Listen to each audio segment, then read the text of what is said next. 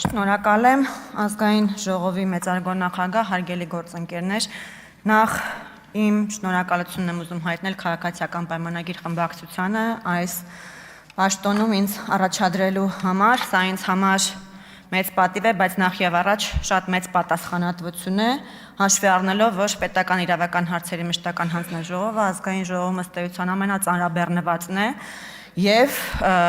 գրեթե բոլոր հիմնարար օրենքները քննարկվում են հենց այս հանձնաժողովում եւ կարելի է ասել, որ այս հանձնաժողովը ազգային ժողովի շարժիչ ուժն է։ Այս հանձնաժողովում են քննարկվում պետության եւ քաղաքական համակարգի կազմակերպման առնչվող հարցերը, սահմանադրաիրավական հարցերը, ընտրական համակարգին, ընտրությունների կազմակերպմանը, քաղաքական կուսակցությունների գործունեության կազմակերպման առնչվող կառուցակարգերը, դատական իշխանությանը, իրավապահ համակարգին վերաբերող հարցերը, դատաիրավական բարեփոխումները, քրեական, վարչական, քաղաքացիական օրենսդրությունը, ազգային ժողովի գործունեությունը, կանոնակարգող օրենսդրությունը եւ այլն։ Սակայն ինձ համար այս հանձնաժողովը պարզապես օրենքների նախագծեր քննարկող մարմին չէ, հանձնաժողովն այն հարթակն է, որտեղ ձևավորվում է պետության իրավական ճարտարապետությունը, ամրապնդվում են ժողովրդավարական ինստիտուտները եւ ստեղծվում են այն իրավական երաշխիքները, որոնց վրա կառուցվում է քաղաքացիների վստահությունը պետության նկատմամբ։ Ցանկանում եմ առանձնացնել երկու հիմնական ուղղություն, որոնց վրա հանձնաժողովի աշխատանքները մասնավորապես կենտրոնացել են վերջին տարիներին։ Առաջինը արդարադատության ոլորտի բարեփոխումներ։ Հայաստանում իրականացված եւ իրականացվող դատաիրավական բարեփոխումները ամրագրված նախ 2019-2023 եւ ապա 2022-2026 թվականների ռազմավարություններով ուղղված են եղել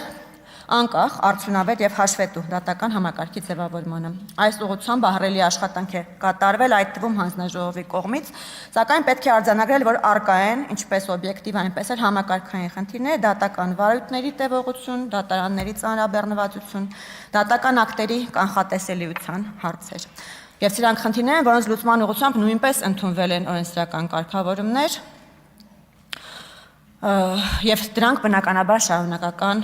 բնույթ են կրելու։ Հանձնաժողովն այն հարթակն է, որտեղ այս խնդիրները ոչ միայն բարձրաձայնվում են հարգելի գործընկերներ, այլ նաեւ ստանում են օրենսդրական եւ ինստիտուցիոնալ լուծումներ։ Երկրորդ ուղղությունը, որ ցանկանում եմ առանձնացնել, կոռուպցիայի դեմ պայքարն է։ Կոռուպցիայի դեմ արդյունավետ պայքարի համար առանցքային դեր ունի քաղաքական կամքը, բայց այդ կամքը միայնակ հրաշքներ չի կարող գործել։ Այն անհրաժեշտ, բայց ոչ բավարար պայման է կոռուպցիայի դեմ արդյունավետ պայքար մղելու համար։ 2019-2022 եւ ապա 2022-2026 թվականների հակակոռուպցիոն ռազմավարությունները հստակ ուղենիշներ են սահմանել՝ կանխարգելում, բացահայտում եւ պատասխանատվություն, հակազդում կոռուպցիայի։ Ռազմավարության առանձին միջոցառումների իրականացման ուղղությամբ նույնպես տարվել է հետևողական աշխատանք մեր հանձնաժողովի ակտիվ ներգրավմամբ։ Ձևավորվել է նախ հակակոռուպցիոն մարմինների ստեղծման եւ գործունեության օրենսդրական հիմքերը, ապա այդ մարմիններն են ձևավորվել եւ սկսել գործել։ Այս համատեքստում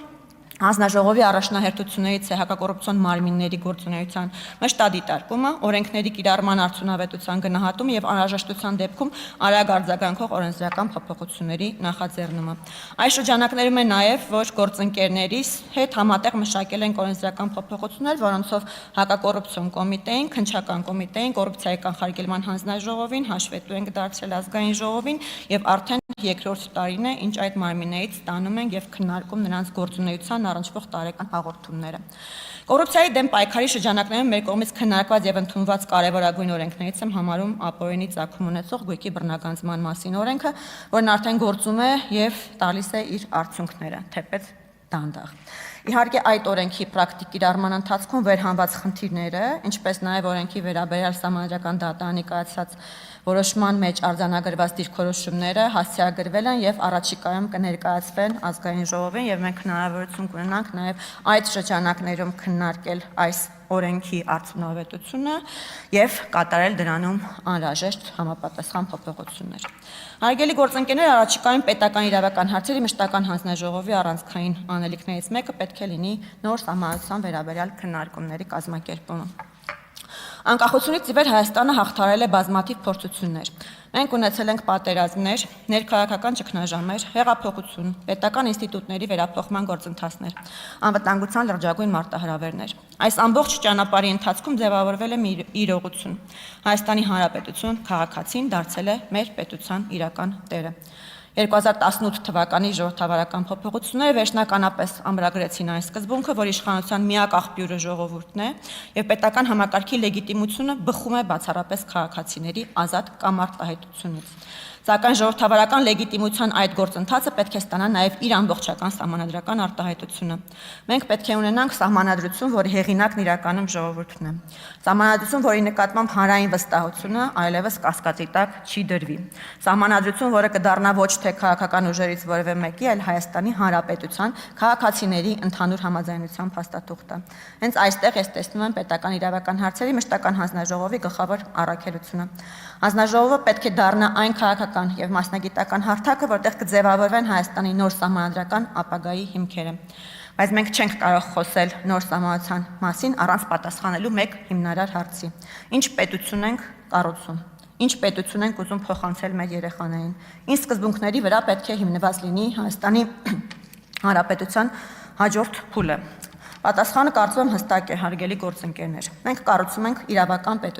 իրավական պետություն, որտեղ ոչ ոք օրենքից վեր չէ եւ չպետք է լինի։ Իրավական պետություն, որտեղ իշխանությունը իրականացվում է ոչ թե անձերի, այլ ինստիտուտների միջոցով։ Իրավական պետություն, որտեղ պետական իշխանությունը հաշվետու է ժողովրդին, դատարանը ենթարկվում է միայն սահմանադրությանը եւ օրենքներին։ Նոր սահմանադրությունը պետք է ամրագրի հենց այս տեսլականը։ Այն պետք է ամրապնդի մարդու արժանապատվությունը որպես սահմանադրական կարգի առանցքային արժեք։ Այն պետք է առավել հստակ սահմանի պետական իշխանության սահմանները։ Այն պետք է երաշխավորի արդյունավետ հակակշիռների եւ զսպումների համակարգ։ Այն պետք է ապահովի պետական կառավարման կայունությունն ու արդյունավետությունը, միաժամանակ պահպանելով ժողովրդավարական վերահսկողության մեխանիզմները։ Հարգելի գործընկերներ, սահմանադրությունը սակայն չի կարող լուծել բոլոր խնդիրները։ Միաժամանակ ոչ մի պետություն չի կարող լուծել իր հիմնարար խնդիրները, եթե չունի ուժեղ սահմանադրական հիմք։ Հետևաբար պետական իրավական հարցերի մշտական հանձնաժողովի գործունեությունը պետք է ուղղված լինի ոչ միայն սահմանադրության մշակմանը եւ ընդունմանը, այլև այն միջավայրի ձևավորմանը, որտեղ սահմանադրական արժեքները դառնում են իրականություն։ Այդ նպատակով հանձնաժողովի աշխատանքի առաջնահերթություններից մեկը պետք է լինի արդարադատության համակարգի հետագա զարգացումը։ Քաղաքացին պետք է վստահ լինի, որ դատարան դիմելու դեպքում կստանա արդար եւ անաչառ քննություն։ Պետությունը չի կարող լինել ուժեղ, եթե դատարանի նկատմամբ վստահությունը ցածր է։ Պետությունը չի կարող լինել ժողովրդավարական, եթե արդարադատությունը հասանելի չէ։ Պետությունը չի կարող մրցունակ լինել, եթե օրենքի գերակայությունը լիարժեք չի գործում։ Հետևաբար հանձնաժողովը պետք է շարունակի աջակցել դատաիրավական բարեփոխումներին, դատական իշխանության անկախության ամրապնդմանը, արդարադատության մատչելիության բարձրացմանը եւ իրավական համակարգի արդիականացմանը։ Միևնույն ժամանակ պետք է շարունակենք օրենսդրության որակի բարձրացման աշխատանքները։ Հայաստանի Հանրապետության քաղաքացին պետք է հասկանա օրենքը, պետական մարմինը պետք է կարողանա կիրառել օրենքը, դատարանը պետք է կարողանա կանխատեսելի կերպով մեկնաբանել օրենքը։ Լավ օրենքը միայն իրավական փաստաթուղթ չէ։ Լավ օրենքը քաղաքացիների վստահության աղբյուր է